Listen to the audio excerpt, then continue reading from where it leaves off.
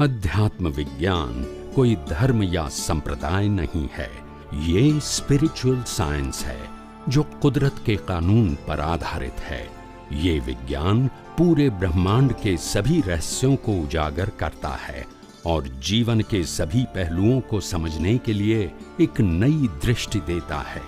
इसी को art of vision कहते हैं, दुनिया को देखने की एक नई दृष्टि, जो अध्यात्म विज्ञानी परम पूज्य स्वामी श्री कमलेशानंद जी के निर्देशन में सनातन सत्य का अनुसंधान कर हमारे जीवन को प्रकाशित करे। जय सच्चिदानंद। અત્યારે આપના મુખેથી જે વિજ્ઞાન પીરસાઈ રહ્યું છે તો તેવા ભાવ આપે આગલા કોઈ ભવમાં કરેલા કે અમોને આવું વિજ્ઞાન પ્રાપ્ત થાય આવો ભાવ કરેલા? જો હા તો તે ભાવમાં આપ આવા વિજ્ઞાનથી પરિચિત હતા ખરા? પ્રશ્ન પછી બીજો પ્રશ્ન કરો। પહેલી વસ્તુ એ કે આવું જ્ઞાન પ્રગટ થાય એવા ભાવ નતા, પણ આવું જ્ઞાન અમને તે વખતે જે લેવલે વર્તું હતું તેનાથી આખું આ વિજ્ઞાન અંદર ખુલ્લું થયું, અને એ ખુલ્લું થયેલું વિજ્ઞાનમાં અમને એ વખતે એવા ભાવ હતા કે આ વિજ્ઞાન લોકો સમક્ષ પહોંચે એવો ભાવ ગયા અવતારનો। વિજ્ઞાને ગયા અવતારમાં ખુલ્લું થયેલું, ભાવે ગયા અવતારના। આ અવતારમાં આ વિજ્ઞાન રેડીમેડ ખુલ્લું થયું છે અને રેડીમેડ અપાય છે। એટલે આગલા ભાવમાં આપને આવા વિજ્ઞાનથી આપ પરિચિત હશો? ખુલ્લું થઈ ગયેલું, ખુલ્લું થઈ ગયેલું।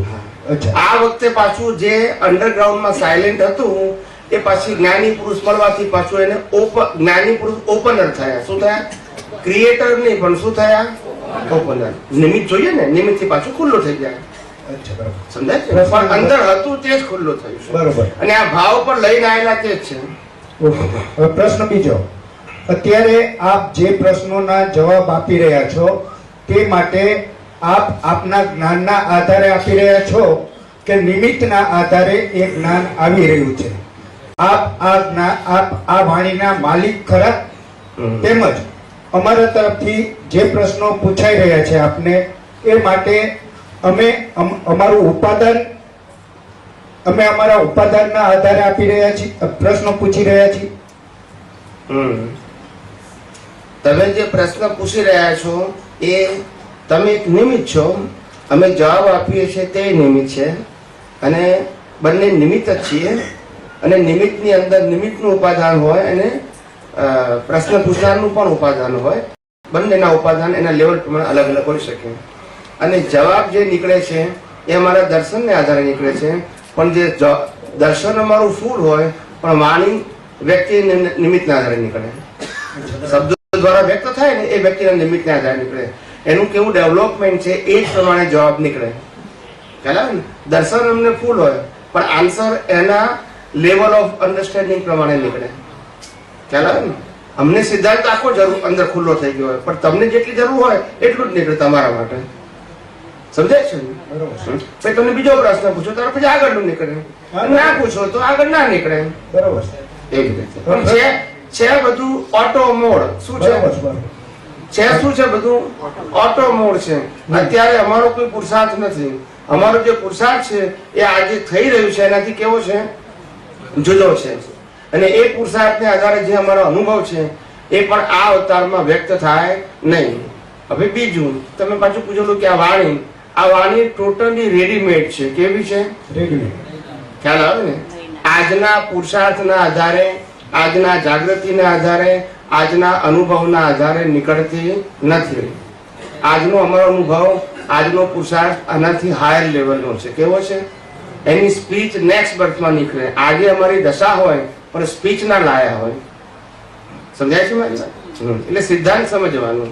આમ તો જોઈએ તો નિમિત્તના આધારે જ એક વાણી નીકળી રહી છે ને, એ જ હોય ને। પ્રશ્ન 3, આપે કહ્યું કે અમારે ઝેર પીવાનું અને અમૃત આપવાનું, તો આ ઝેર પીનાર અને અમૃતને આપનાર કોણ? આ સમયે આપની સ્થિતિ શું હોય છે?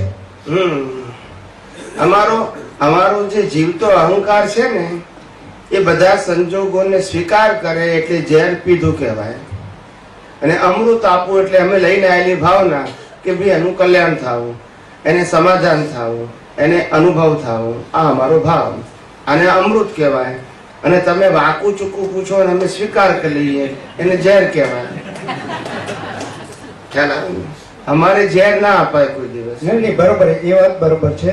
પણ મારું કહેવું એમ છે કે એ પીનાર અને આપનાર પ્રતિષ્ઠિત આત્મા. બરોબર. અત્યારે આપનાર પ્રતિષ્ઠિત આત્મા ના કહેવાય, પીનાર પ્રતિષ્ઠિત આત્મા કહેવાય. હા, અને આપનાર આપનાર તો આ શરીર છે ને, ફાઇલ નંબર 1. અચ્છા, બરોબર. એ ભાવ લઈને આવ્યો છે ને કે સામે વાળાનું કલ્યાણ થવું, એનું હિત થવું. અમારું એટલે કે આ ફાઇલ નંબર 1 નું અહિત ઇસ્નારનું પણ હિત થવું, એવું અમારું કલ્યાણ સ્વરૂપ હોય. શું હોય? કલ્યાણ સ્વરૂપ હોય. એ લઈને આવેલા છે પાછું. શું છે? એટલે પીનાર છે એ પ્રતિષ્ઠિત આત્મા છે. એ જીવતો ભાગ છે. કારણ કે સ્વીકારવાનું તો એને જ છે ને. પરિણામ વાળા ભાગને વિતરાગ થાતી, રાગ દ્વેષ વગર, અકર્તા ભાવે, માલિકી ભાવ વગર બધા સંજોગોને સ્વીકાર કરવું, એ તો પુરુષાર્થમાં જાય. આવવું એ ઉદય કર્મ છે, પણ સ્વીકારવું એ શું છે? તમારો પુરુષાર્થ છે. ના સ્વીકારો તો જેવું પાછું અંદર ઊભું થશે નેગેટિવિટી, રાગ દ્વેષ વાળી, એવું પાછું ન ઊભું થશે. તો આપ જ્યારે ઝેર પીનાર પ્રતિષ્ઠિત આત્મા જ્યારે ઝેર પી રહ્યો છે, અગર તો જે આ સામાજિક જે વાંકા ચૂકા સવાલો પૂછે છે એને આપ ઝેર કહો છો, એ પીતી વખતે ઝેર પીનારની સ્થિતિ કેવી છે? ઝેર પીનારની સ્થિતિ વિતરાગ છે. એટલે પ્રતિષ્ઠિત આત્મા વિતરાગ હોઈ શકે? પ્રતિષ્ઠિત આત્મા નું શક્ય વિતરાગ અત્યારે, કારણ કે અત્યારે પુરુષાર્થ સ્વરૂપે છે. પેલો તો વિતરાગ સ્વભાવ સ્વરૂપે છે. બરોબર. જયારે વિતરાગ થવાની વાત આવે ત્યારે પુરુષાર્થની વાત આવે, જયારે વિતરાગ સ્વભાવની વાત આવે ત્યારે મૂળ આત્માની વાત આવે. પછી એમાં પુરુષાર્થ ના હોય. અત્યારે વિતરાગ થવાની પ્રક્રિયા છે. શું છે? Day to day. Some time રહે, સમ ટાઈમ ના રહે, પણ એ પ્રોસેસ છે. શું છે? અને આત્મા તો વિતરાગ છે જ, એને થવાનું નથી. આ પ્રતિષ્ઠિત આત્મા છે ને, એ જ તો સંસાર ચલાવવાનું સાધન છે. આત્મા પણ સંસાર ચલાવવાનું સાધન નથી, પ્રકૃતિ પણ સંસાર ચલાવવાનું સાધન નથી. આત્મા એ જ્ઞાતા દ્રષ્ટા એટલે કે સ્વ પર પ્રકાશક છે. પ્રકૃતિ એ કર્મ ભોગવવાનું સાધન માત્ર છે. પ્રતિષ્ઠિત આત્મા એ પુરુષાર્થ કરવાનું સાધન છે. ફક્ત એ જેવો પુરુષાર્થ કરે છે એવું કુદરત એને ફળ આપે છે. એ વિતરાગ રહેશે તો ફળ વિતરાગતાનું આવશે. એ રાગ દ્વેષ કરશે તો રાગ દ્વેષનું ફળ આવશે. સમજાય છે ને તમને? એટલે પુરુષાર્થ વાળો ભાગ. અને જ્યારે સંપૂર્ણ વિતરાગ થઈ જશું એટલે પ્રતિષ્ઠિત આત્માનું અસ્તિત્વ ખલાસ થઈ જશે. પછી શરીર ને આત્મા બે જ રહેશે. શું રહેશે? હવે પછી શરીરનો અંત આવે એટલે આત્મા ક્યાં જાય? મોક્ષે. That is the scientific process. આમાં તમારો ધર્મ કયો, ગુરુ કયા, ક્રિયા કયા, એની સાથે લેવા દેવા નથી. અચ્છા, તો પછી જ્યારે અમૃત આપ પીરસી રહ્યા છો ત્યારે આપના ભાવો કેવા હોય છે? અમારા ભાવ અત્યારે અમૃત પીરસતી વખતે એવા હોય કે અમારો નેક્સ્ટ બર્થ એવો આવે કે આ બોલવું ના પડે અને અમારું ચારિત્ર બોલે. આ અમારો ભાવ છે. અને ઉદય અત્યારે આ છે. ઉદય તો ફરજિયાત છે. અમારો ભાવ એવો છે કે ચારિત્ર બોલે. શું બોલે?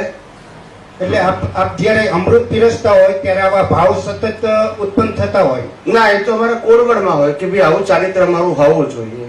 દર વખતે ચેન્ટિંગ ની જરૂર નથી. જાગૃતિમાં હોય ચારિત્ર આવું હોવું જોઈએ ને નીકળે છે એ આપણી પરિણામ છે. શું છે? એટલે ઘણા બધા મને એવું કે તમને દાદા ભગવાન થવાનું મન ના થાય? મેં કીધું મને મહાવીર ભગવાન નથી થવું, ઋષભદેવ નથી થવું, કૃષ્ણ નથી થવું, રામ નથી થવું. હું તો જે છું તે થવું છે. ના સમજાય? કારણ કે તમે જેટલા નામ બોલ્યા હતા એ બધા વિનાશી છે અને હું અવિનાશી છું. ના સમજાયું? એટલે જગતના લોકોને આ બધું સમજણ જ ના પડે કે તમે જે નામ બોલો છો, જે નામનો તો નાશ છે, અનામી છે પોતે છે. નામનું તો શું છે? ગમે તે ટાઇટલ આપો, આપણે ટાઇટલ રૂપ થવાનું નથી. આપણે જે પરમાત્મા છે એ પરમાત્માની અનુભૂતિ થાય. That is the goal of my life. મારો પ્રશ્ન પતી ગયો. ઓકે. જય સચિદાનંદ.